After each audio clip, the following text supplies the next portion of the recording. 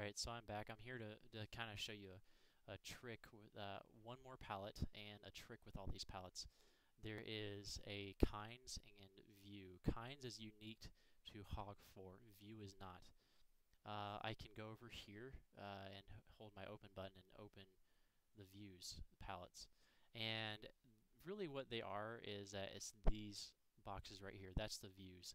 And if I hit this arrow, you'll notice that there's a whole bunch of a whole bunch of empty views. And for instance, what is a view? Well, what if I have one that I called Showtime because I have a certain way of setting up the shows. Let's say what if I want, let's see, my intensity palette.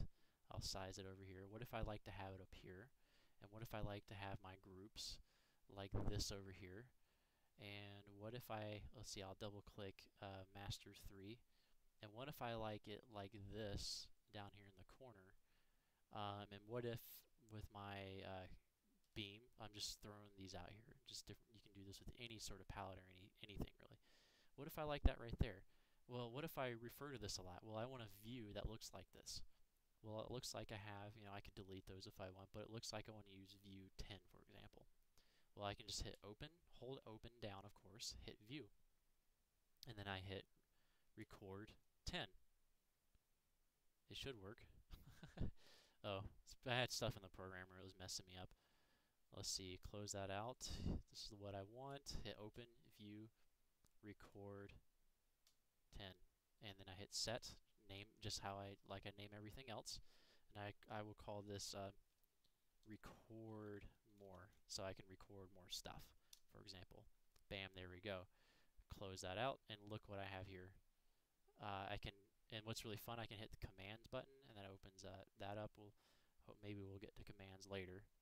But I can go to palettes, and all those palettes pop up. I can hit queue list, kinds, output, programmer, and then of course, if I'm ready for recording more, I can do that, and all that pops up.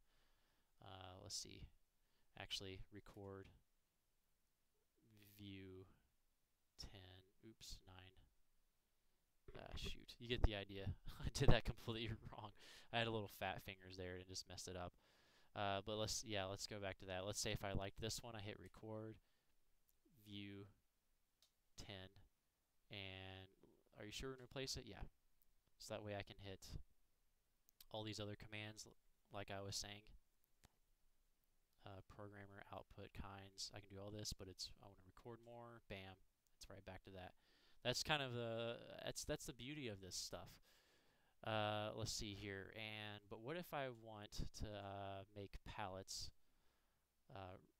on the fly? Because there's a lot of information I could add, and there's a lot of common information you can have. Now, this stuff is actually done way back when we started patching. This is really when you ideally use it. I would have showed it to you then, but you wouldn't have understood what I was talking about. You can hit setup. I guess I'll have to hit it on here. Hit setup. And remember, here's our patch right here. Patch. And there's our patch list like we had it before, but check this out. Auto kind, auto palettes. Let's see, auto palettes. This will automatically make what your standard set of fixtures and groups, palettes, and all that stuff. You could select which ones you want to make. Maximum group repeat. How many times can they repeat? Let's say 6. I've never actually messed with this, so I'm going to have some fun and learn. Maybe I'll learn something new. Alignment spacing. Pretty much you can have what kind of palettes you want, or unselect them if you don't want them. Generate. Auto palette generate succeeded. Okay, so what did that do? I'm going to double click groups, my group button here. There we go. And look what popped up. I automatically have, it doesn't look pretty, but you can always move these around.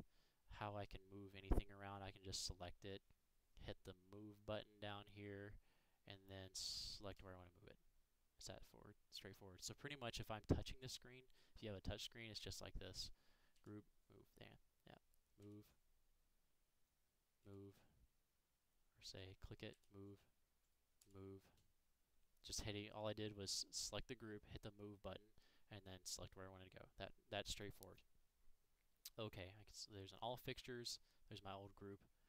And what's nice about the auto set, it does odds and evens. So if I want to select like fixtures 1 and 3, or 2 and 3, or 3 and 3, or 1 and 4, so on and so forth. It sets that for you. And commonly, what lighting designers they'll select every other. So anyway, so let's look at colors. Well, that's every color possible. You have to select the fixture first. So if I did like all my studio colors, that's all the colors possible on my studio colors. All studio spots, unselect those. I only get an open color. Techno beams. Well, the good news is it's actually got colors for that.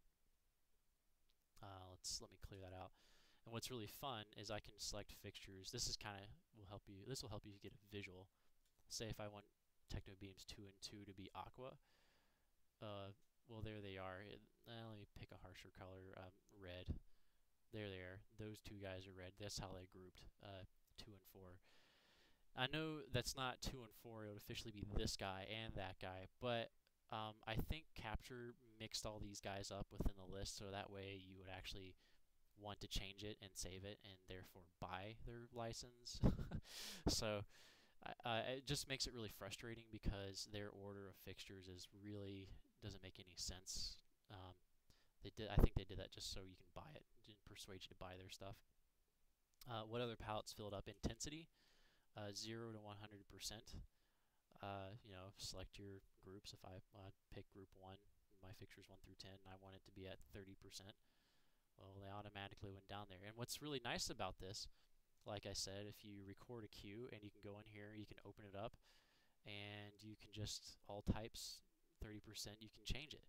And if any cues or anything refer to it, or any scenes, then it'll change it universally, whatever you saved it with that with. Not every fixture that you've told to be at 30%, but every fixture that you referred its intensity to that palette, or every time you refer to this palette, once you change it in the palette, it refers it every time it was referred to. It's kind of like, think of it like this. Palettes are like variables in math. So you have x equals 10, and then the math problem would be solve for x.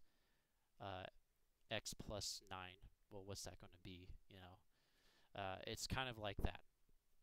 The best way to look at it. It's going to say, okay, this is, in this cue list, it refers to these fixtures to be at intensity palette directory number 4. Let's say this guy, which is what we now know is 30%. But if I change that value, then it's just like changing the variable in the algebra problem. That's all it really is. I guess I should have explained that in the last video, but hopefully that people watch this in sequence and learn these things. So kinds, I've never messed much with kinds. It just is a quick way of selecting common features. It is only available in the Hog 4. Read the manual about it. I actually use commands a little more, but I'm going to hit setup, go to patch, and I'm actually going to auto kind. I've never really sat there and tried to make them myself. But on the Hog 4 control panel, if you don't get the Nano and you get the full guy, the Nano doesn't have these correlating windows, but the full versions do. They'll actually give a description. This is just a really quick way of referencing information. That's all it really is. Like if I want to select the strobe feature on a certain fixture, I just select my fixture, and as you see here, they get kind of knocked out. There's actually a second page, but you can just say, okay, I want to mix with the strobe on that group that I just selected, and I could go to the first wheel that correlates with that, and it starts messing with the strobe. It just helps you make things go faster. Turn that strobe off. Or let's say, since I hit group 1, let me clear that out. Group 1, enter color 1. What does that do? They're not consistent. It all depends on the feature of your fixtures that you're selecting. In fact, here's another example of Gobo 1 in group 1. Group 1, enter. Oops, that's why. Group 1, enter. Color effects. Yeah, they always put it in the first wheel, but you're getting the idea, hopefully. I can go through color effects like that. Hopefully you're getting the idea.